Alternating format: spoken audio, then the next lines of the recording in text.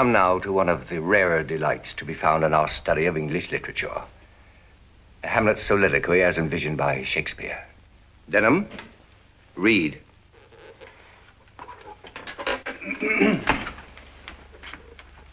Ham, to be or not to be? Denham, the word ham is not to be read, neither as part of the soliloquy nor as a self-condemnation of your own performance. It is an abbreviation of Hamlet, the character who is speaking. Again. Yes, sir. To be or not to be, that is the question. Whether 'tis nobler in the mind to suffer the stings of slings and arrows of outrageous fortune, or to take arms against a sea of troubles, and by opposing in them to die, Enough. Ladies and gentlemen, I identified Hamlet's soliloquy as one of the rarer delights to be found in our study of English literature. I cannot permit you to leave this classroom with Denham's unthinking desecration echoing in your ears. I shall attempt to convey to you the torment that existed in Hamlet's mind when he said, to be or not to be. That is the question. Whether it is nobler in the mind to suffer the slings and arrows of outrageous fortune, or to take arms against a sea of troubles and by opposing, end them.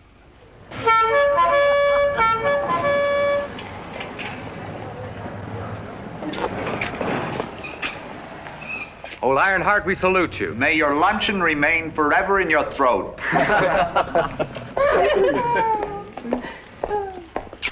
Still boning for that thesis on Greek legend? I think I'll challenge the existence of Homer as an individual. What will be your contention? No one man could write that much trash.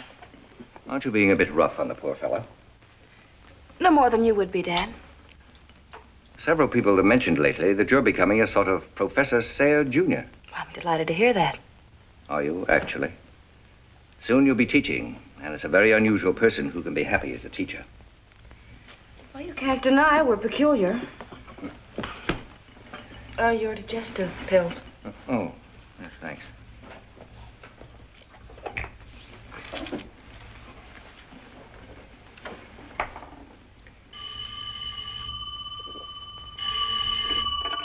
Hello? Yes? Who shall I say is calling? It's for you, Miss Carol, Mimi. Why's she calling me? I prefer her to even nod to me. Hello? Carol? The girls have asked me to invite you to the Tri-U house tonight for something very important. I'm sorry, but I'm working on a thesis. What's it all about? All I can tell you is that there is something very special we have to show you. And you must be here by 8 o'clock. That's all I can tell you, except it'll be a night you'll never forget. Fine. Remember, no later than 8. Bye.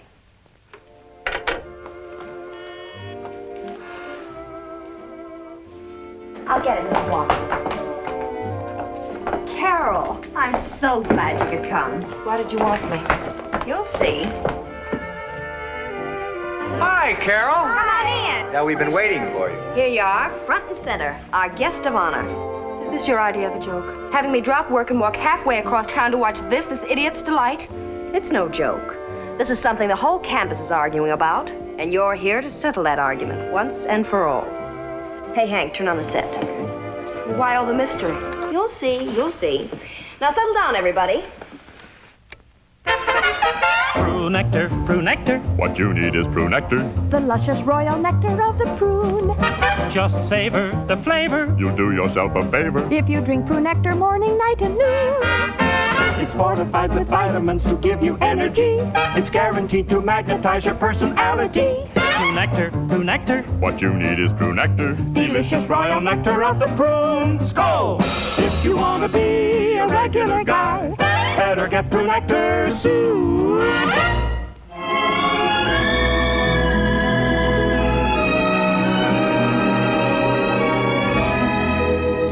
Hello. I'm Gloria Marlowe, the one you're about to see opposite Bruce Blair? Just think, our pictures were made more than 20 years ago, and their stories are still as romantic and timeless as these exotic perfumes here before me. Our Secret, My 5 Sins, Double Passion. Well, more about the product later. Tonight, I give you Bruce Blair, the original Dreamboat, in The Return of El Toro. Quiet, quiet.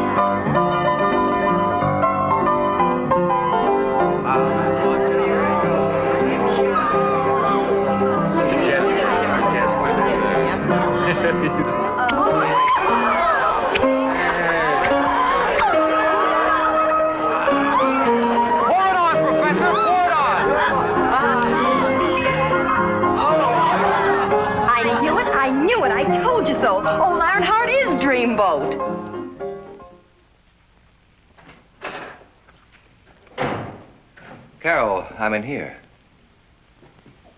Carol. Carol, what's the matter?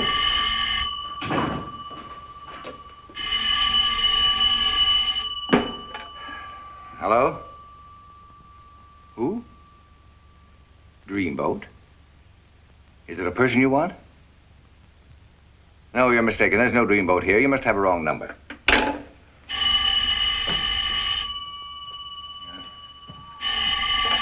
Hello. Double Passion? No, I don't have any for sale. I don't even know what it is. What do you mean, our secret? Who is this? Hello? Hello?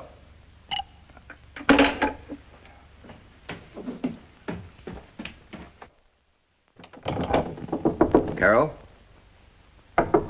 Carol, open the door. Go away, you dreamboat. Dreamboat. Open this door. Open it immediately.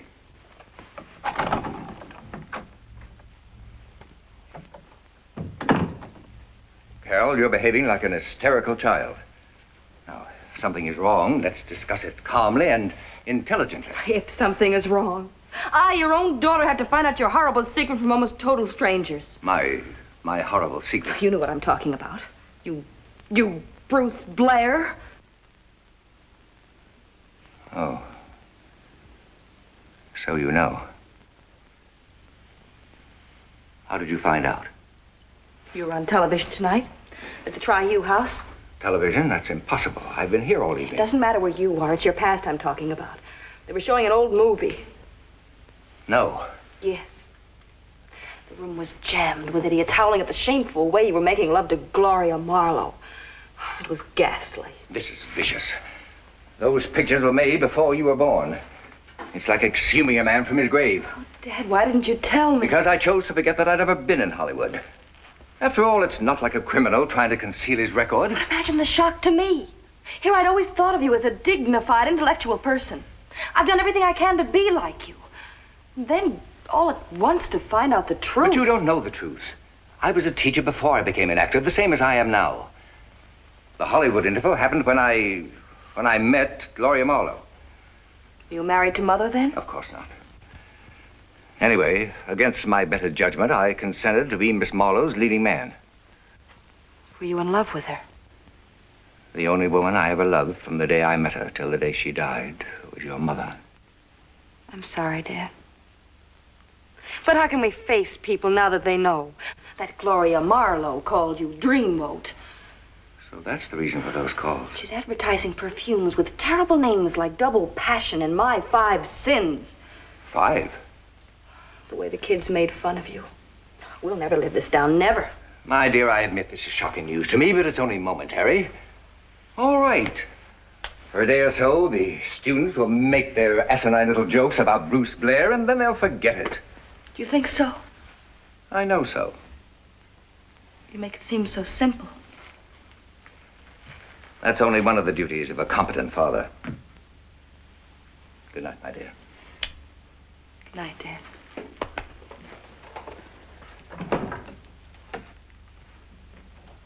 Bruce Blair. The Dreamboat.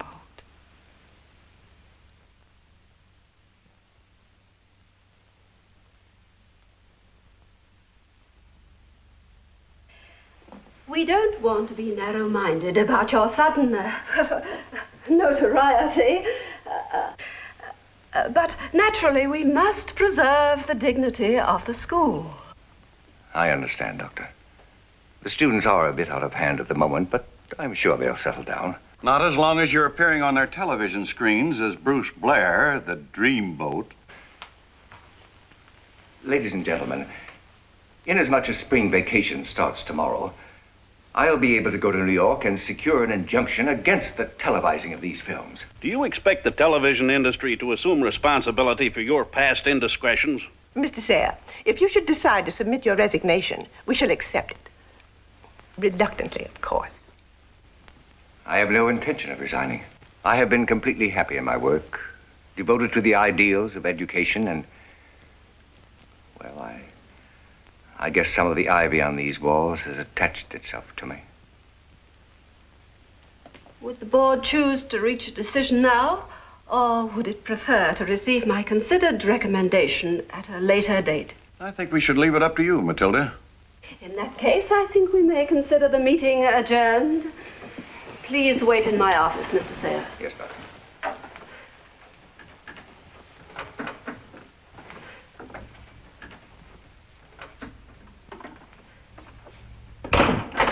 Well, this is an unpleasant mess, Mr. Sayre. You're putting it mildly, Doctor. Quite a decision I must make. I realize how importantly this may affect your future as a teacher. This is the only work that means anything to me. Any consideration you give will be deeply appreciated. I wonder. You know, Thornton, I've liked you ever since you first came here. I've liked you very much. Thank you, Doctor. I've admired you, too. You're a very brilliant person. Has it never occurred to you that I'm also a woman? Yes.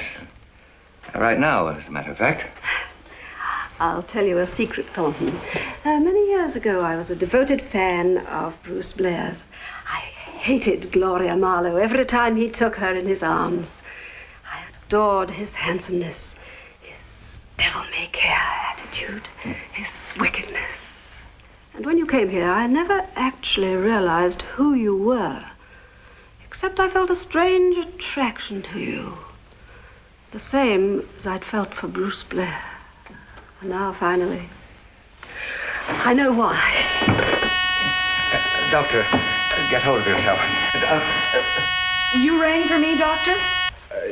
Yes, the doctor rang. I had a fainting spell. Would you bring me some water, please? Oh, of course.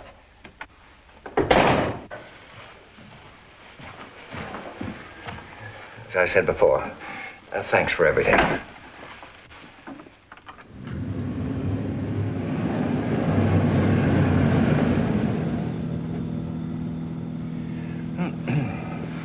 Some fighter you are. You've been dozing ever since we started. I want to be in good shape tomorrow morning. Our time is short. Turn off the road at that diner. We'll have coffee. I don't want you to fall asleep at the wheel.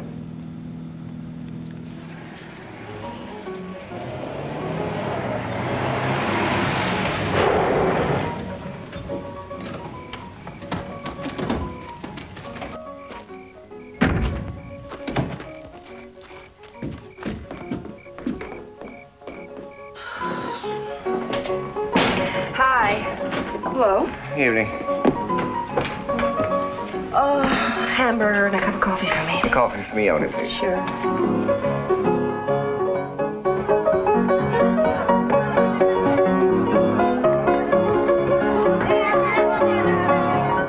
As if we aren't here. The phenomenon of television. It encourages people who dwell under the same roof to ignore each other completely.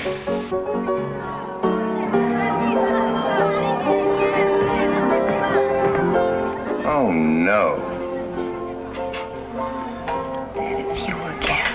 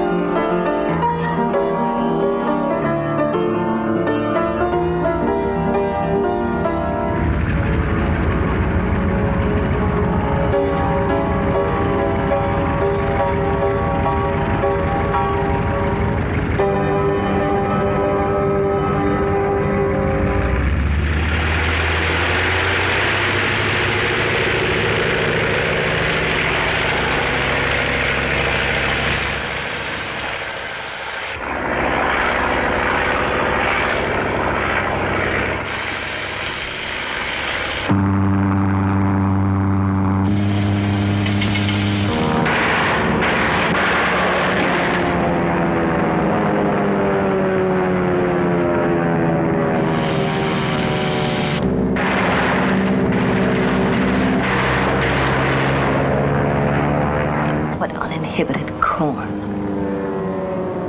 You do win, don't you? With nauseating regularity.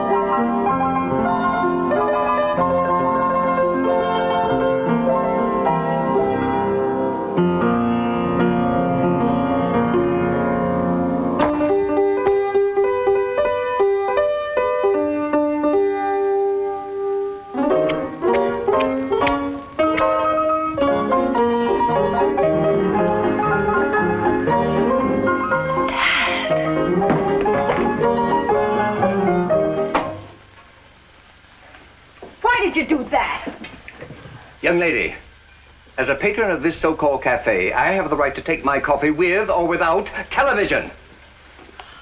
Bruce Blair!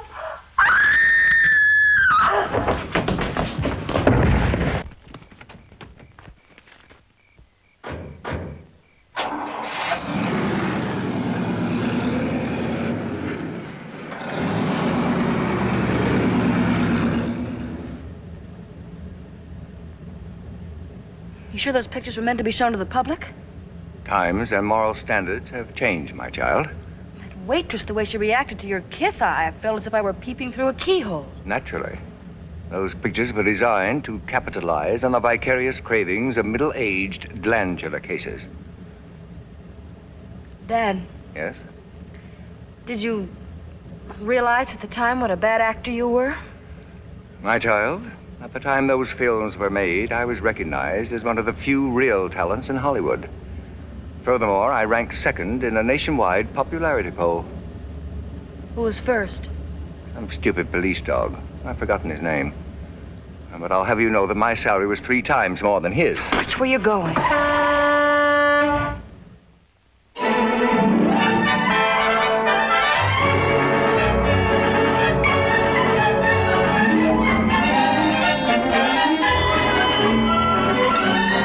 Good morning.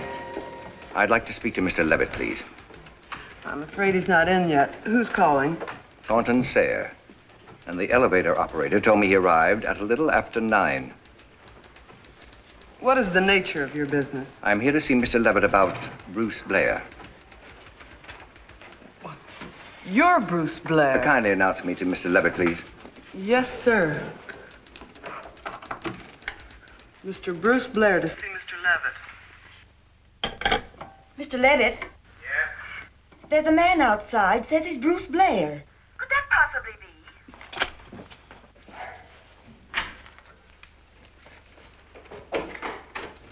Bruce Blair, come in. What do you know? Bruce, I've been looking for you all over. I thought you were dead. That's my intention. You hear all this talk? It's about you. Bruce, you're hotter than a firecracker. The name is Thornton Sayre. Oh, yeah. Slip of the lip. This is my daughter, Carol. Well, Carol. You must be pretty proud of the old man, huh, Carol? Yes, he's a great educator. Oh, right you are. If you don't make love like Bruce Blair these days, you're a dead duck. Can't we have a little privacy? Oh, sure. I got an office full of it. Come on in. Please stop handling me in that familiar manner. Looks great, don't he, Dorothy? I mean, when we get him fixed up a little. You can see he's Bruce Blair, all right. I mean, if you know it. My dear lady, your rudeness is exceeded only by that of your employer. I am what I am, and I'm not submitting to any fixing up. We were only talking the way everybody always talks in show business, Bruce. I mean, Thornton, you remember. Sit down right over there, Carol. Bruce, over here, please, huh? You been to New York before, Carol? No, I haven't. Ah. Dorothy, send in Bill Ainsley. Nice boy, Bill. The women love him. And what could that possibly have to do with me? Well, you want to talk business, don't you? We don't want to bore your daughter over here, do we? Bill, I got some nice work for you. I want you to show Miss Miss Sayre around town. I'd be pleased to. This is entirely Mr. Levitt's idea. You know who this is, Bill? I heard outside. I'm very happy to know you, Mr. Blair. Young man, the name is Sayre. Furthermore, you don't know me, and when you do, you won't be particularly happy. Yes, sir.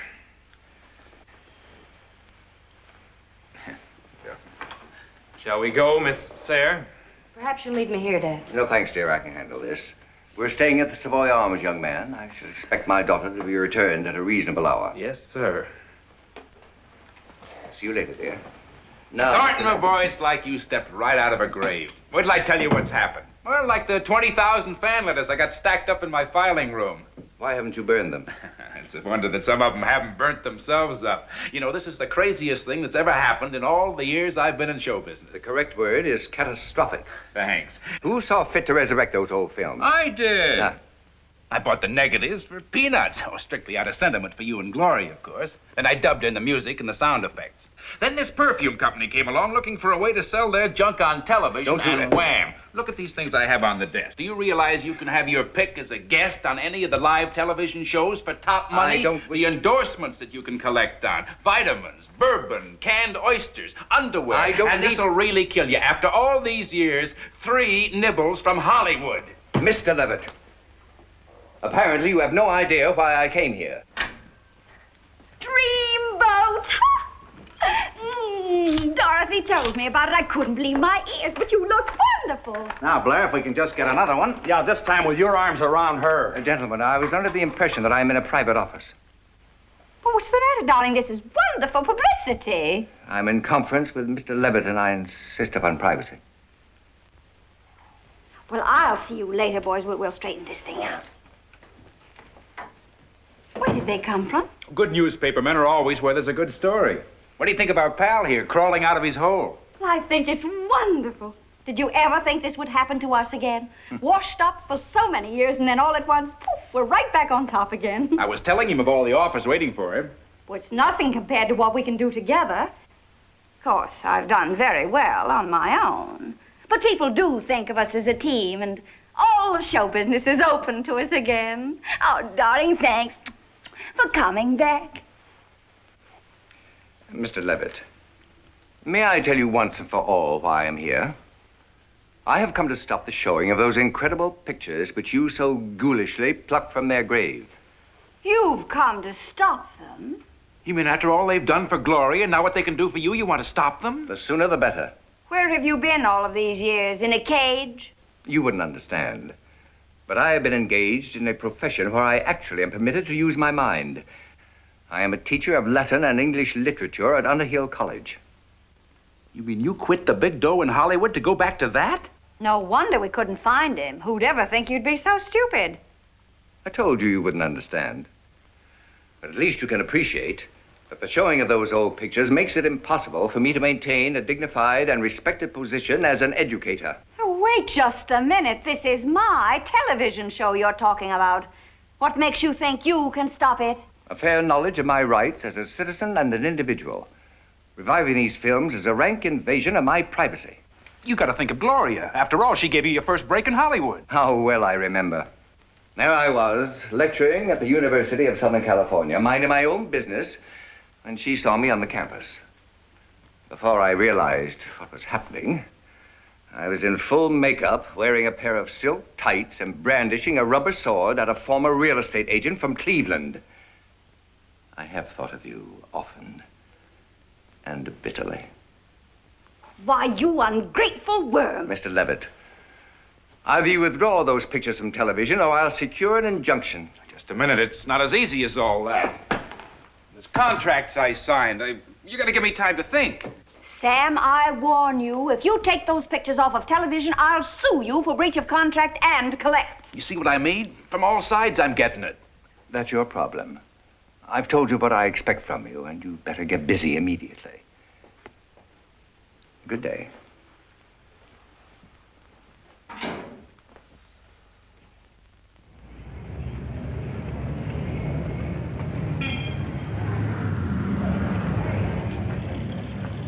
Well, here we are, at the reasonable hour your father demanded. It was a very educational afternoon. Tell me, do you entertain out-of-town visitors often? And almost every day. Well, doesn't it get monotonous? I mean, seeing things like the zoo and the Statue of Liberty and the Metropolitan Museum and Grant's tomb so often. You forgot the top of the Empire State Building. No, I've never seen any of them before in my life. Oh, where do you usually take visitors? 21, Colony, Matinee of Call Me Madam, whatever I think they'd like. So you decided I'd enjoy the places we visited today. Didn't you? What influences your decision as to how you shall entertain visitors? Oh, I don't know.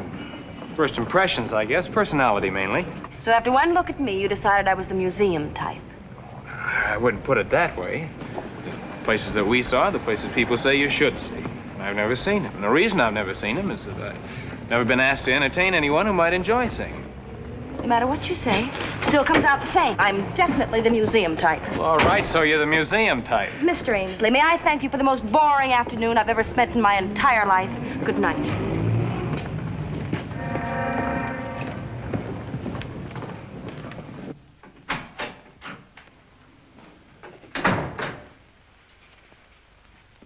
Oh, Carol, I was beginning to worry about you. There's no need. I'm the museum type. You're what? Where are you going? Sam Levitt has invited us to dine. He's under the delusion that he and I can come to an agreement about those pictures. From the little I know of him, all he wants is a chance to talk you out of getting that injunction. My dear girl, Levitt could talk to me until he was blue in the face, and all he'd have to show for it would be a blue face. You better touch up a little. No, thanks. I'd rather have dinner here. All right, we'll both dine here. No, you keep your date, please. I'll just have an early dinner and go right to bed. Carol, is anything wrong? No. Well, you seem upset about something. Did you have any trouble with that young upstart from the agency? Are you kidding? How could I possibly have trouble with any man?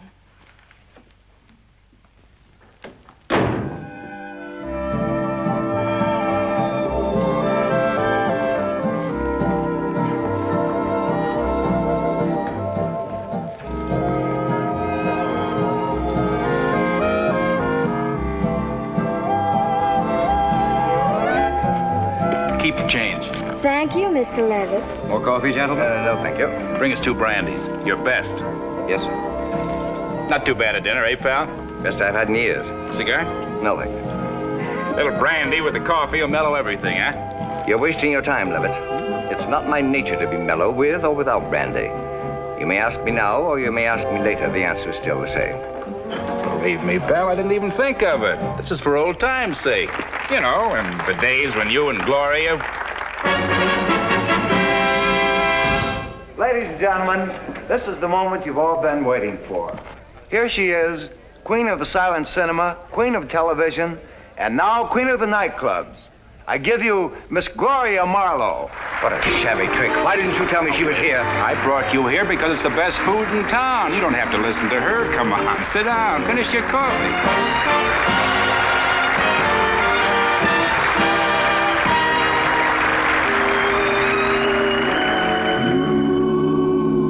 You'll never know just how much I miss you.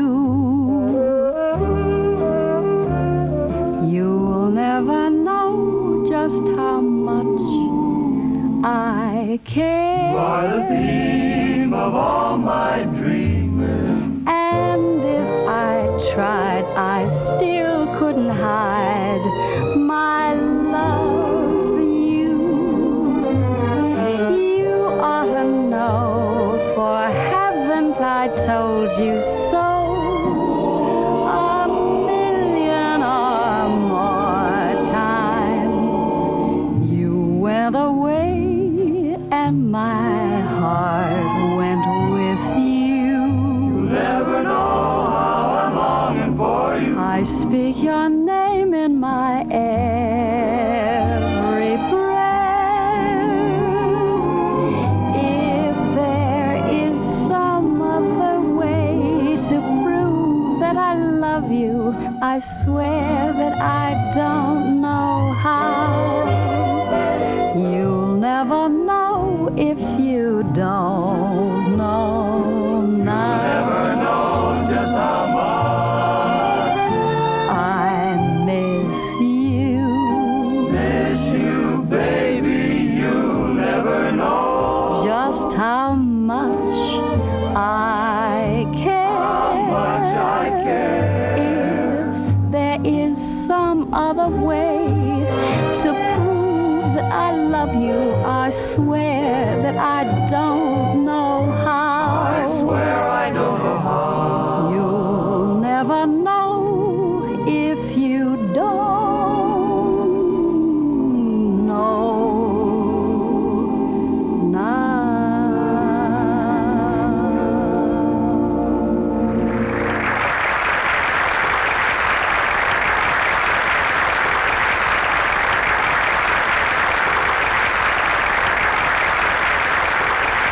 Thank you. Thank you very much, ladies and gentlemen. This is a great thrill for me, after so many years away from the spotlight. But even a greater thrill is the fact that someone is here tonight who is very dear to me. This man, the same as I, was brought back to his public through the miracle of television. There's a reason for his great popularity after so many years, and that is because he's one of the finest actors the screen has ever known. His artistry will endure as long as motion pictures are shown. Ladies and gentlemen, may I present your all-time favorite, Bruce Blair. She shouldn't have done that.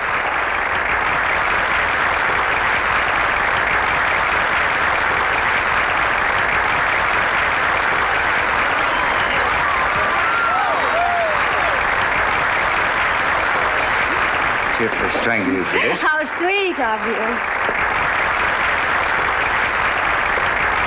Thank you, ladies and gentlemen. I would like another coincidence in an evening filled with subtle touches. Ladies and gentlemen, Miss Marlowe has asked the orchestra to play Avalon, a song which at one time held a particular significance for both of us. Avalon is a resort of sorts off the coast of Southern California, and I would be most happy to learn that an earthquake had sent it to the bottom of the sea.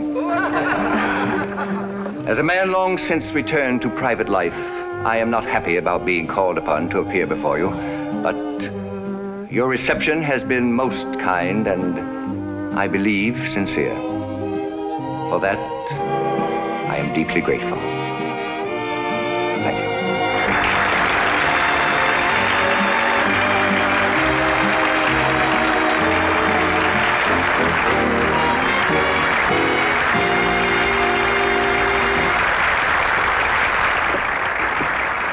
What am I doing here? What a shabby trick you played on me.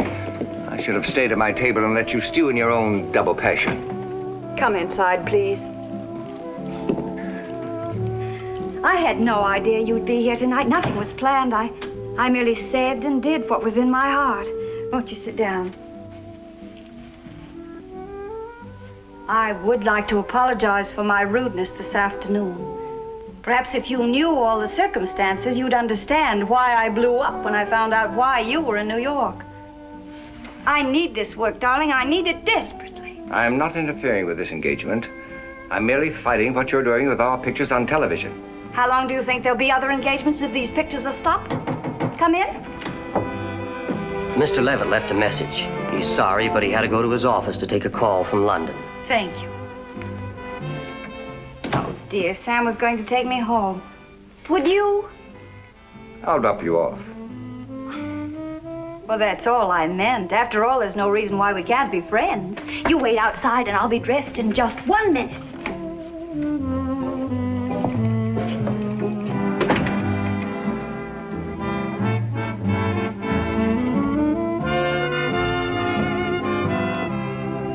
I realize, Gloria, that what I'm going to do will hurt your professional career, but there's no other choice for me. If I don't stop your showing of our old pictures on television, all the years I've worked to maintain my standing as an educator will be wasted. I understand. It's quite a situation, isn't it? One of us must lose everything he's ever lived for. And I guess I'm it. It isn't as if I've thrown you into the street. You have money. I haven't a penny. But those clothes, those furs, your jewels. All rented. Rented to keep up a front. I don't understand. You're drawing a salary on television? The bare minimum. The real salary was to have come later. What about the nightclub? Well, to be perfectly frank with you, darling, up until a few months ago, I was almost hopelessly in debt. Now I'm paying off. Getting ready for the big breaks.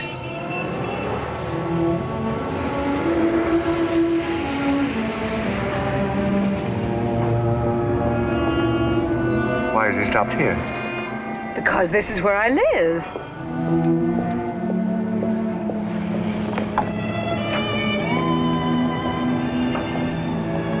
Just wait.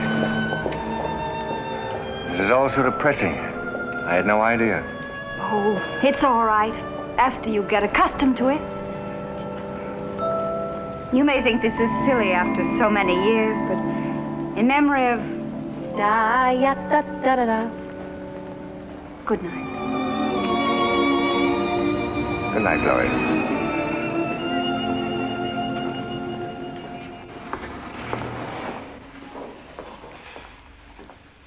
Well, lady, you sure you got the right address?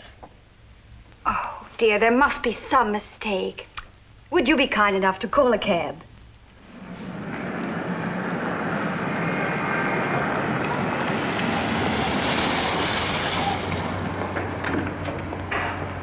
Good evening, Miss Marlowe. Hello, Frank. There you are. Keep the change.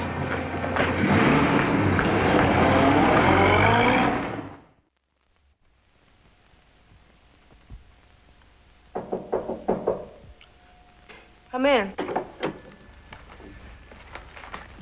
Good morning, dear. I would have ordered breakfast for you, but I didn't know what time you'd awaken. You were out rather late. Yes. Well, what happened? Happened? As I recall, you were going to tell Mr. Levitt he was wasting his time. I did. Good, now we can get down to business. Business? Dad, what's wrong? Don't tell me you've forgotten why we're here. No, no. Of course not. Well, what is it? What's bothering you? Dad, tell me. It's Gloria, Miss Marlowe. What about her? Did you see her last night? And what if I did? That vulgar woman. I suppose she did everything possible to play on your sympathies. She's not vulgar, and she didn't play on my sympathies. The facts were there for me to see. Carol, come here. If I stop the showing of those pictures, her career is ruined. If you stop them. You know she's deeply in debt, hasn't got a penny to her name, and you should see where she lives. Well, what about us? Are you going to give up your job, your career as a teacher, so she can go on ridiculing you in public as Dreamboat? I don't know what to do. Well, I do. I've made an appointment for you with Mr. Harrington. D.W. Harrington, the lawyer you wanted to see, remember? Of course I remember, and if you don't mind, I'll make my own appointments. He'll see you at 1 o'clock. He'll see me when I'm ready to see him. And if you can't treat your father with respect, at least you can permit him to settle his own problems without interference. But all at once you're acting like a child. That woman's making a fool of you.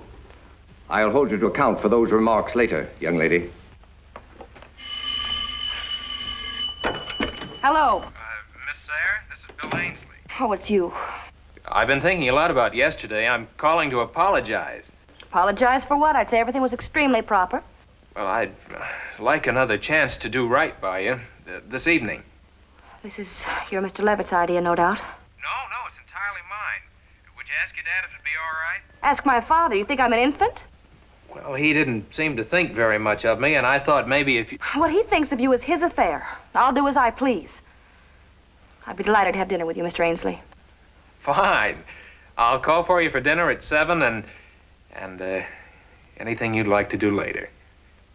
Well, thanks. Thanks a lot. Goodbye. Goodbye. Ask my father.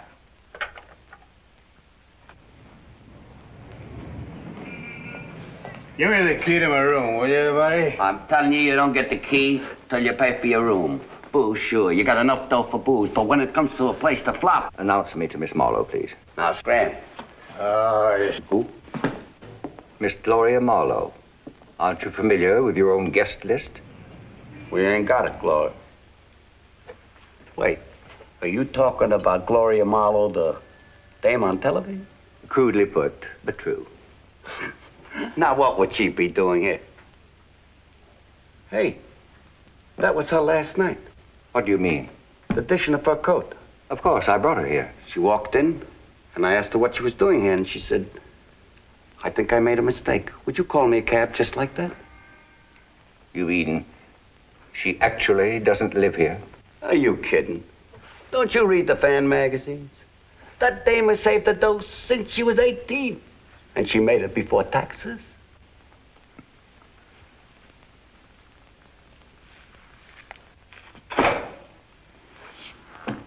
Hi.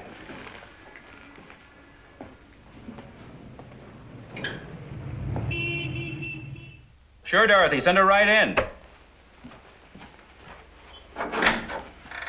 Come in, honey. I'm sorry I had to leave you and Sayre last night. I'll bet you are. You framed me. You knew I'd do anything on earth to keep those films on television. How'd you make out? I can't be sure yet, but I have a hunch the Dreamboat is going through a change of mind. Wonderful, wonderful. How'd you work it? Oh, there's certain things a woman doesn't like to talk about. Oh. Excuse me. Yes? Mr. Sayre is here, Mr. Levitt. Tell the girl to send him right in. I don't care what you did, honey. It worked. Oh, maybe you better let me wait outside while you talk to him. You stay right where you are. We three have got deals to talk over. Big deals. Come in, my boy. Come in. I'm sorry I had to run out on you and Gloria. Quite all right. I understand. Good morning. Good morning, darling. I'm delighted you're here. Now we can get everything settled at once. Fine, fine. You're a smart man, my boy. I knew you'd see the light. Yes. Finally, I saw the light. First, concerning my original desire to have my motion pictures withdrawn from television. So what? Everybody goes off half-cocked sometimes? As 1/2 hour ago, I instructed my attorney to secure a restraining injunction. You're filing suit? No. Yes, my boy. Definitely yes. But last night Last night, Miss Marlowe, you gave one of the poorest performances of your entire career, which is quite an achievement. No, just... And yours was even worse. Do you think that for one moment I was taken in by that overripe rendition of Bertha, the sewing machine girl? Or that shabby hotel routine? or that bilious display of sentimentality. Now you... Oh, do-da-da-da. Oh, no. I beg your pardon. I'll see you two charming characters in court. What a job of fixing you did. Well, something's happened to him. He wasn't like this last night. Well, Sam, you've got to stop him. He's going to ruin us. You think you're giving me information I don't know? Yes? Dorothy, get me my lawyer. You'd better get your lawyer's lawyer.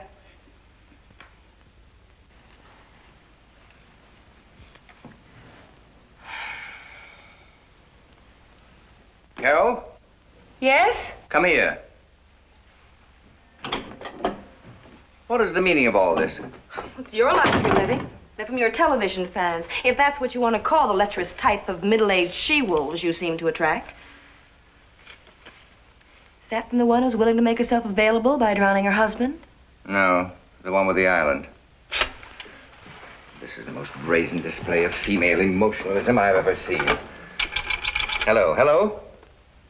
Give me the desk clerk. He didn't have his picture in the paper with Gloria Marlowe's arm around him. You can't blame him. I'm not blaming him. Hello, desk clerk. This is Thornton Sayre. I want no further deliveries of any flowers whatsoever to my room. And furthermore, I want all the flowers already delivered to be called for immediately and sent to the nearest funeral parlor. Thank you. Sir. Did you make up your mind about Gloria Marlowe? Naturally. Did you see her again? I saw her and Mr. Levitt and Mr. Harrington, the attorney. And I informed Miss Marlowe and Mr. Levitt that as of now, I am suing for an injunction to restrain the showing of my films permanently. Oh, Dad, I'm so happy for you. For a moment this morning, I was afraid she was going to make a fool of you. That transparent faker. You underestimate your father, my child. Now, I'll freshen up and we'll have dinner together. How about the hotel dining room? I'm sorry, Dad, but I didn't know when you'd be back. And besides, you were pretty rude when you left this morning. Meaning what? I have a dinner engagement. But with whom? The only person you've met is that impossible Bill Ainsley. I'm having dinner with that impossible Bill Ainsley. Are you out of your mind? He's not the type of man for you. I didn't say he was, Dad, but what type is for me? Well, that... Oh. That's one part of my education you've neglected completely. As a result, some people might come to the conclusion that I'm the museum type. Well, perhaps I am, but I'm going to find out for myself the way you do, Dad. What's all this gibberish about being the museum type? I'll let you know when I find out.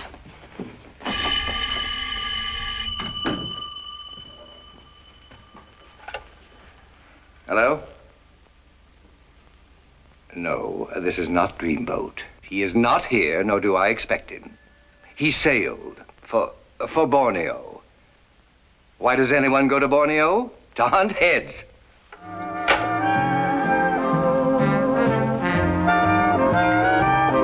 Hello, Bill. Oh, hi, Steve.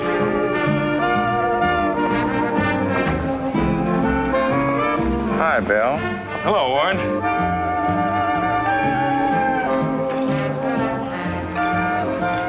Mr. Ainsley, I imagine you're suffering even more than I. Shall we sit down? I was enjoying it very much, but if you wish...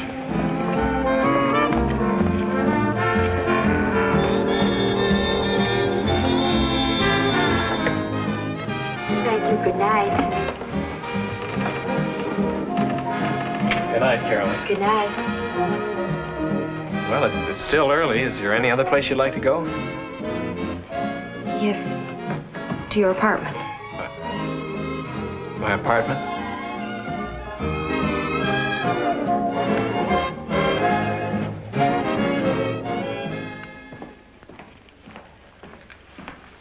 You enjoyed your dinner, Mr. Blair? I enjoy nothing when I'm addressed as Mr. Blair. Tonight, the Exotic Perfume Company is happy to present another Dreamboat. How much do you glasses, please? $1.02 of tax. Under the flag. In this epic story of the Far East, Bruce Blair plays $1. Ron Rogue, the dashing sergeant in love with a cabaret girl. 1. Played by... 2. Yes, With 2. tax. Thank you.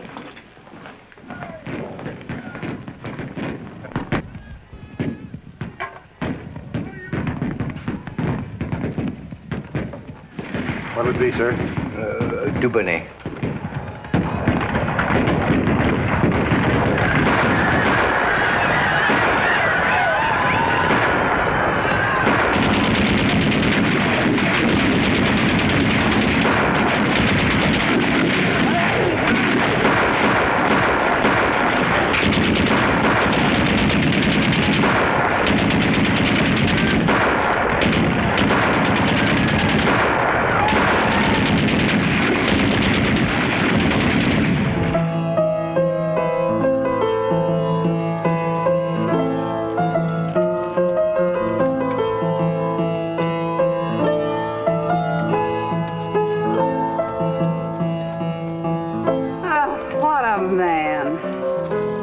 You mean what I am? Watch your tongue, sir.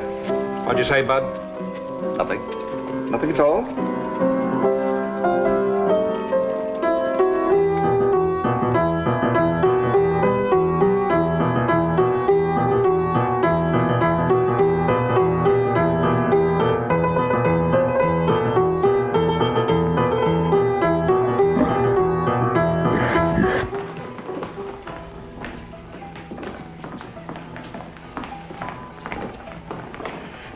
Is your room satisfactory, Dr. Coffey? Yes, thank you.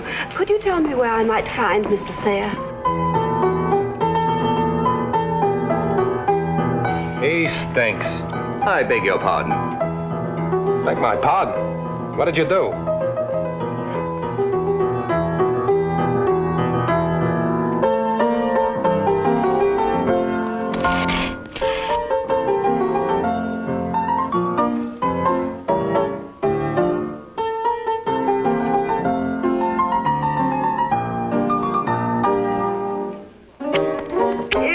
Wonderful. What do you want from me? Every time I come home from work, I should slobber over you like that drip?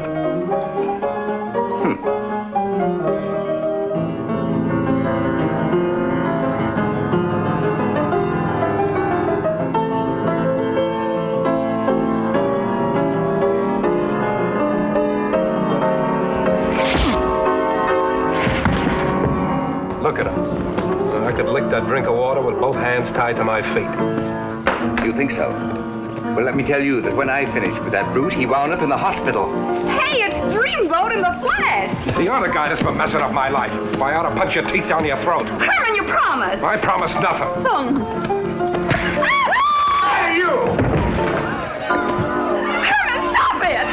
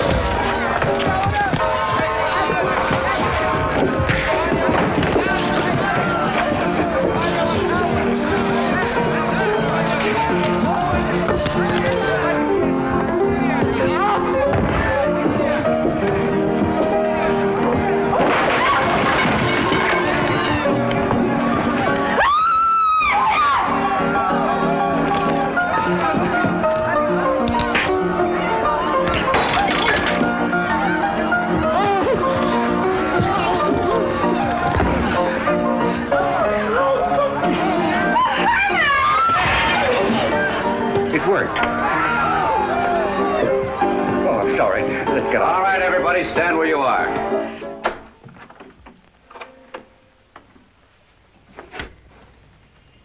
Well, this is it. It's nice. May I have a drink, please? A drink? Well, is that an unusual request from a lady? Well, from you, yes.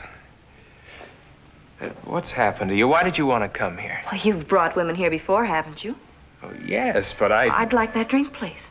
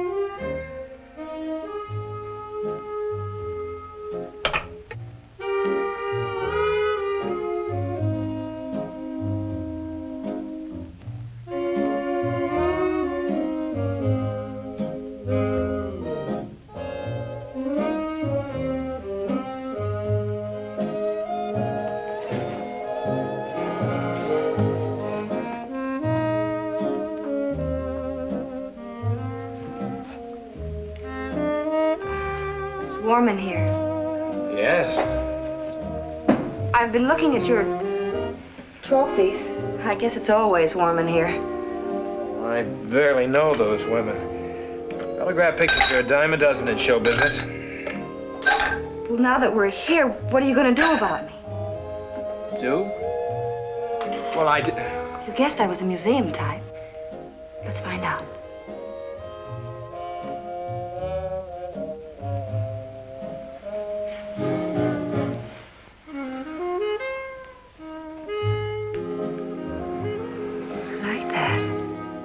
I liked it very much. So did I.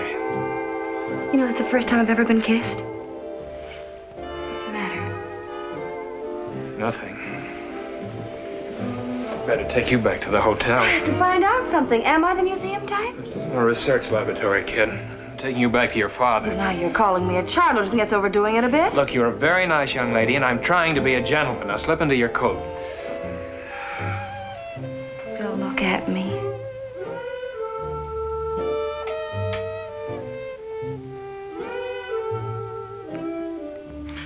I said slip into your coat. Why? I don't trust my own willpower. You still haven't told me. Am I the museum type? If you are, I've been spending an awful lot of time in the wrong places.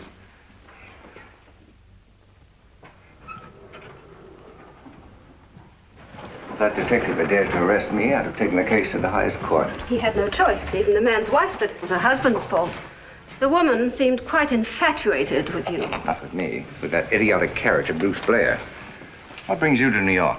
Bruce Blair, come in. I must talk to you. Why, this room was right next to mine.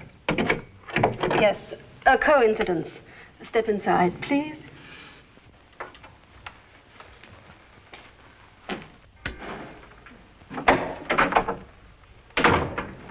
Why did you say Bruce Blair brought you here? The Board of Trustees at Underhill is getting restless.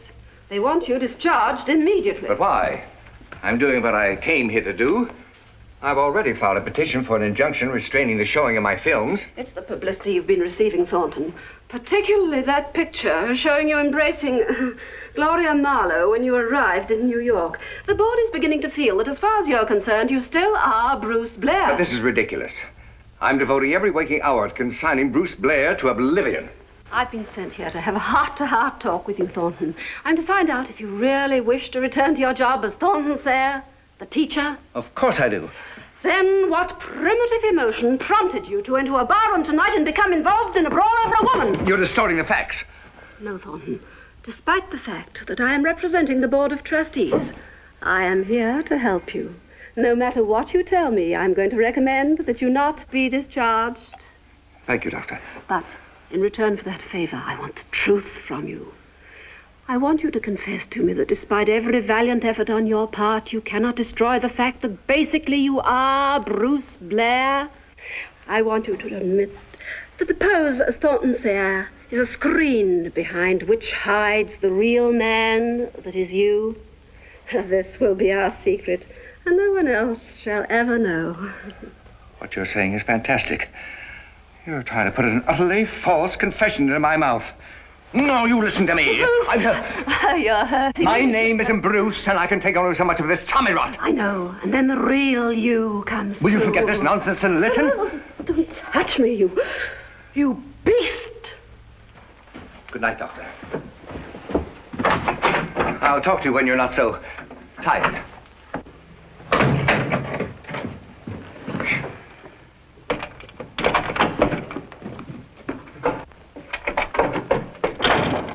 Now what? Stay where you are. Don't come one step nearer. But I have moved, and it was you who followed me in here. I have to find out the truth about you, no matter what may happen to me. Oh, poor man. You try so hard to live a decent, honorable life, don't you? And then there's something inside you breaks loose, and you become a man without conscience or scruples. A man in search of a woman. And when this happens to you, nothing else in the world matters. Only this great burning desire, this tortuous craving for love. That's the real you, isn't it, Bruce? Tell me, darling. You have to tell me. Doctor, believe me, you're in no condition to discuss anything now. You've had a long trip. You're worn out. No, Doctor, no! 1,000 times no! I'll take you to your room. Thanks for everything. It's been a wonderful evening. It was more than that. It was a revelation. Oh, hello, Carol. Evening, Bill. Well, I better say goodnight. Night.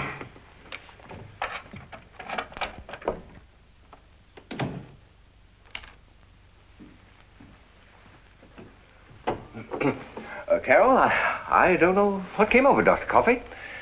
She fought me like a madwoman. Maybe you rushed things. Rush things? Are you insinuating that I was making advances to that neurotic spinster? Never mind, Dad. I understand. What? Now. I guess there's nothing we can do about it, Dad. It's in our blood. Good night, Dreamboat.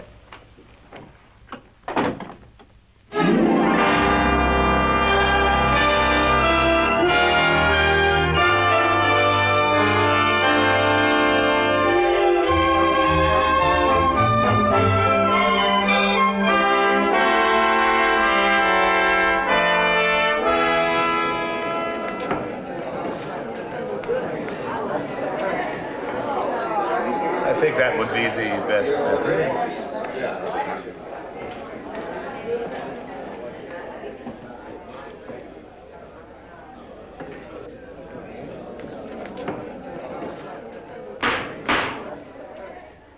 You may proceed, Mr. Harrington.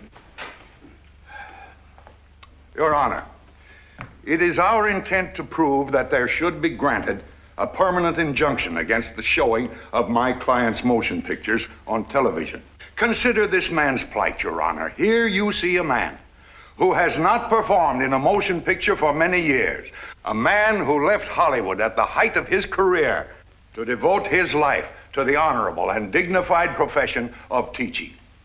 Then now, suddenly, this man's privacy is invaded by merciless commercial interests who are wantonly destroying his teaching career by reviving his old motion pictures on television and identifying him as Dreamboat. Give this man the right to live the lawful and commendable life of his own choosing, Your Honor. We ask that you return to him one of the most priceless possessions of every American citizen, his rights of privacy. Thank you, Your Honor. You overdid it. I'm not an unwed mother lost in a snowstorm. Is counsel for the respondent ready? Well, if it pleases Your Honor, I shall dispense with the theatrical emotionalism displayed by counsel for the petitioner and recite plain facts. Number one is that Thornton Sayre as Bruce Blair appeared in a series of motion pictures of his own free will and was paid for those appearances. Number two is that these pictures were made to be shown to the public, and Mr. Sayre was well aware of that fact. Number three, the medium of television in showing these motion pictures to the public conforms exactly to the purpose for which they were made. What strange thinking moves the petitioner to claim an invasion of his rights of privacy when he performed in these pictures for public exhibition? And beyond that, doesn't he know that motion pictures are the bread and butter of television today, and that a selfish restraint against their showing would endanger the jobs of thousands of honest, loyal Americans now employed by the television industry? Is this what you call dispensing with theatrical emotionalism? Well, I submit, Your Honor, that these are facts. And in conclusion, I offer for your consideration the paradox of a self-professed educator seeking to destroy the greatest educational medium in the world today, television. Your Honor, I resent this windbag's contention that I am seeking to destroy television. Mr. Sayre, you are represented by counsel and are not to speak for yourself at random. I order you to observe proper court procedure. But, Your Honor...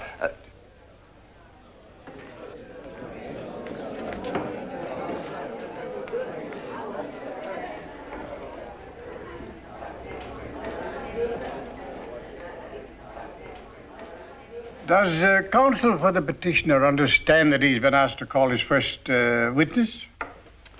Your Honor, my client has asked that this television set, which we offer as petitioner's Exhibit A, be his first witness.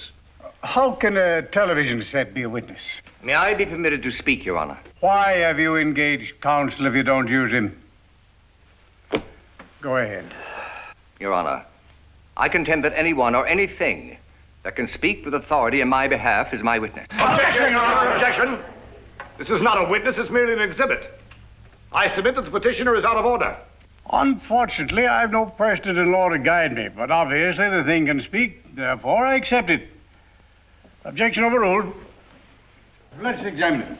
Your Honor, the counsel for the respondent has criticized me for not wanting to be exploited on what he calls the greatest educational medium in the world today.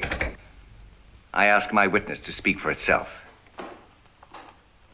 Now, folks, I'm not hinting to you that Crazy Sam is the squarest shooting used car dealer in the world today. I'm telling you, when you come to Crazy Sam, you're coming to a friend, a man who will give you twice what your old beat-up jalopy is worth and sell you unbelievable bargains like these for half of what they're worth. All you gotta do is to open your heart to Crazy Sam, tell him what you got in the bank, and he'll find a car for you that'll give you double value right down to your very last dollar. Brother, you'll get the surprise of your life. And that is what the respondents hope may someday replace the public school system. That's all, Your Honor.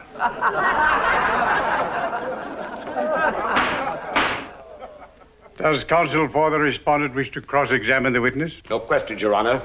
But we must protest that to prejudice the court, the petitioner has deliberately selected a program which would indicate a low standard of quality for television, and we charge that that selection was premeditated. Would the court care to select a channel?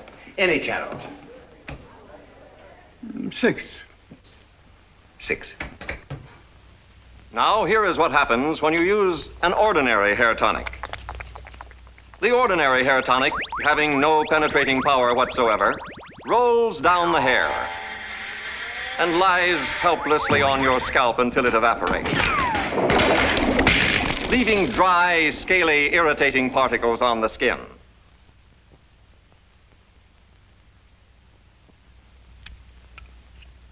Now, watch Penetroleum in action. Penetroleum, the hair tonic with the 3 magic ingredients.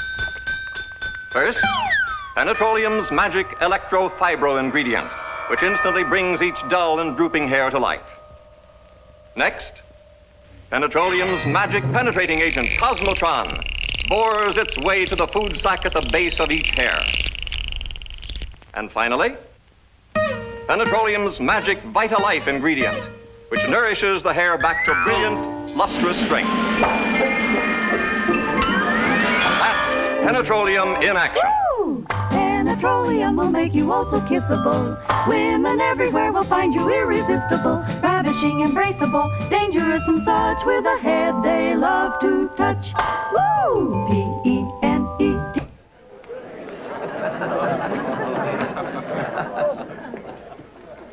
Your Honor, I submit that the petitioner is seeking to evade the specific issue by showing programs which are entirely foreign to the one under discussion. I would like to answer that charge, Your Honor, by questioning Miss Marlowe. Call the witness. Miss Marlowe. Must I remind you again that you've engaged counsel to speak for you? Let him question the witness. But he doesn't know what to ask. Permission granted. For the last time. Thank you, Your Honor.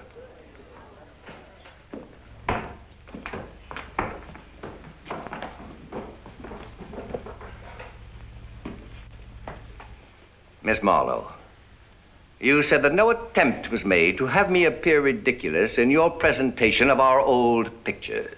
That is correct. Yet, despite the actual plot content of these pictures, don't you indicate in your commercials that if you hadn't doused yourself with exotic perfume company's double passion, I would never have fallen in love with you? In the pictures, I mean. That is a small liberty we take in television commercials. It doesn't harm you. It doesn't harm me to state that the moment a woman steeps herself in some foul odor, I am at her mercy. Your Honor, I ask you. Don't ask me anything until I know what you're talking about. I ask that counsel for the respondent make available to this court immediately a kinescope sample of the television program under discussion. For projection in the courtroom, Your Honor? Yes. Your Honor, may I select the program? Yes, Your Honor.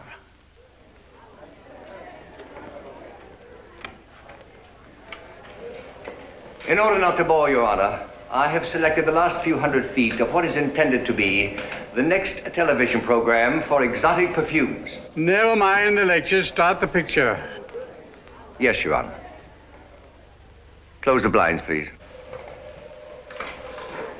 You may start.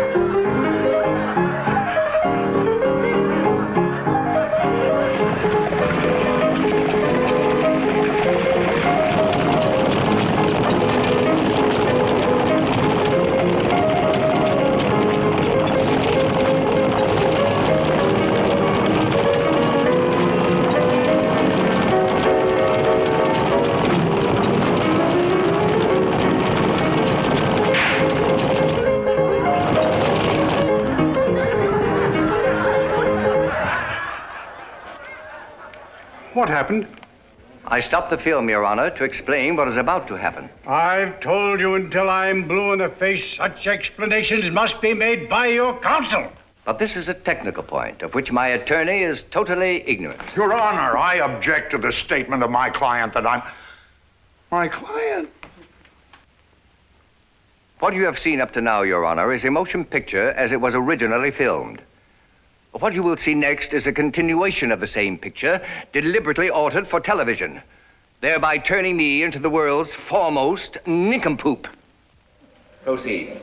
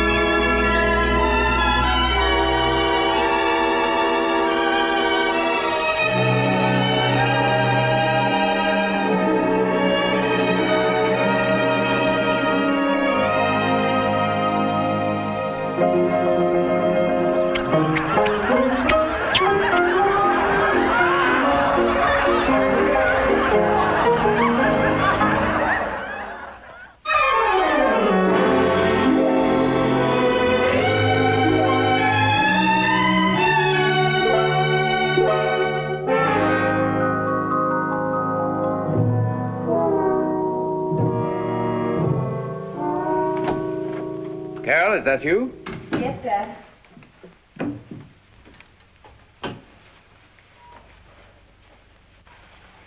I missed you in court today. Well, I read about it in the papers. Congratulations. It was quite a victory, if I do say so. But I believed in what I was fighting for. That's why I won. What actually were you fighting for, Dad? Why, you know as well as I. You encouraged me all the way. Even gave me a good old-fashioned pep talk when you thought I was weakening. You know why I acted that way? Because you brought me up with a half-baked idea about life and what it's all about. I was blind. It's your fault. Carol, I don't understand you. And I can't understand you. You're a very talented man, Dad, the idol of millions of people, and yet you say all you want to do is to go back to Underhill College where you're completely unappreciated and try to pound knowledge into the heads of students who live only for holidays. Do you know what they call you at Underhill behind your back? I don't care what they call me, but I'm amazed at your attitude. Carol, what's happened to you since we came to New York? These clothes and your constant dates with Bill. I found out a little about living, Dad, and I like it. I like it very much. That's something you've kept from me. Tell me, are you infatuated with this adolescent theatrical character? Bill's a man, all man. Well, you'll forget him as soon as we get back to Underhill. You better start packing right away. We're leaving tonight. I'm not going back, Dad. Bill asked me to marry him. Are you out of your mind? He's not the kind of person for you. I think he is. But you're a brilliant young woman with a wonderful career ahead of you as a teacher. Well, what's that got to do with marriage? Does every female teacher have to be like Dr. Coffee? Carol, I say that you're coming back to Underhill with me tonight. And I say I'm not. You've kept me cooped up there all my life while you posed as a teacher and hid from an outside world that you just didn't happen to like. Well, I like it and I'm staying in it. Where are you going? Back to Bill. I forbid it. Dad, you forget. Despite how much you try to prevent it, I'm of age now. Carol, if you marry Bill Ainsley, I'll have nothing further to do with you as a father. That's the way it should be when a girl gets a man of her own. I wish we had your blessing. But you're acting just as the kids back at Underhill would expect from old Ironheart.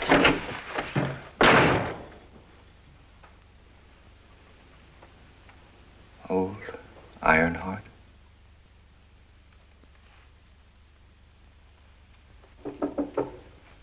Yes?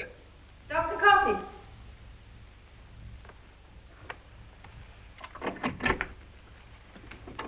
Don't worry, I'll not make a fool of myself again. Sit down, Doctor. You're leaving? Yes, I'm going back to Underhill tonight. Without consulting me? But I've done what I promised the board to do. My picture's off television for good. But I have not made my decision yet, and the board has entrusted this matter to me. Aren't you satisfied with what I've done? This situation has become very embarrassing to me, Thornton. You're well aware that I love you very much. I appreciate your feelings, Doctor. No, you don't. You have no idea what it means to a woman to be hopelessly in love, a woman scorned. I couldn't bear to have you return to Underhill, associating with me and yet despising me. But I don't despise you. I'm really very fond of you. Would you be willing to prove that now? Now. Now.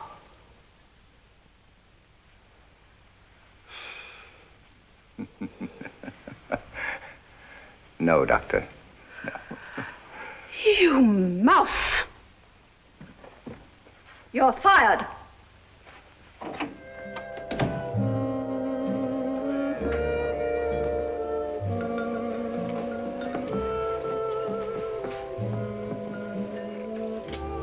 Oh, it's you.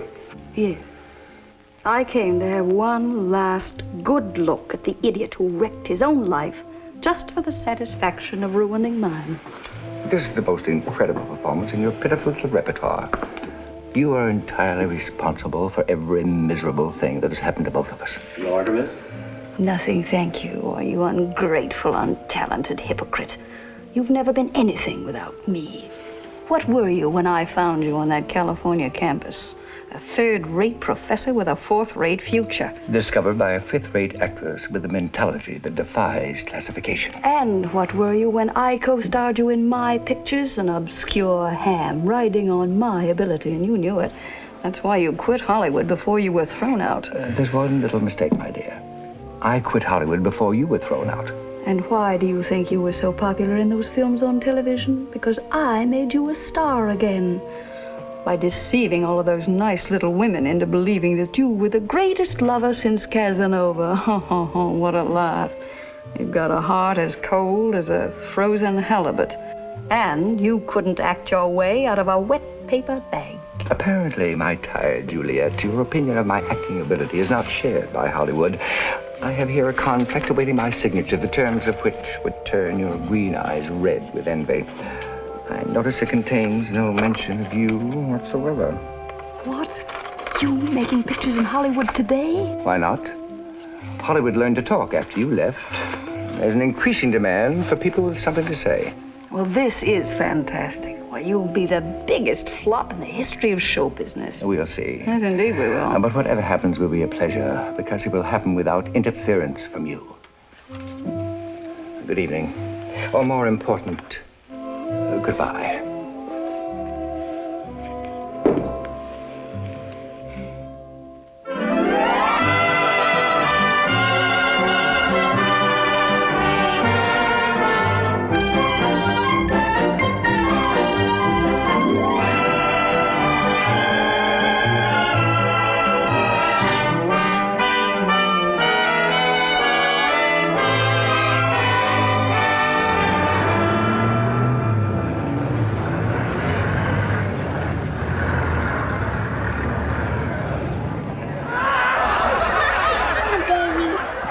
Don't do that again.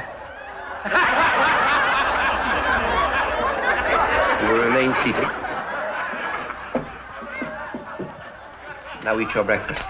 And chew each mouthful 28 times. Not 20, mind you, or 26, but 28 times.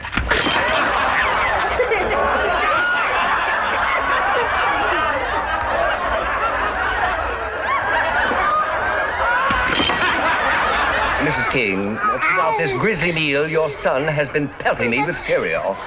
I have taught him an object lesson. Dad, you're wonderful. Thank you, my dear. And you, Miss Marlowe, any comment? Oh, I think you're terrific. You've changed your opinion considerably, haven't you? We're going to do wonderful things together, Thornton.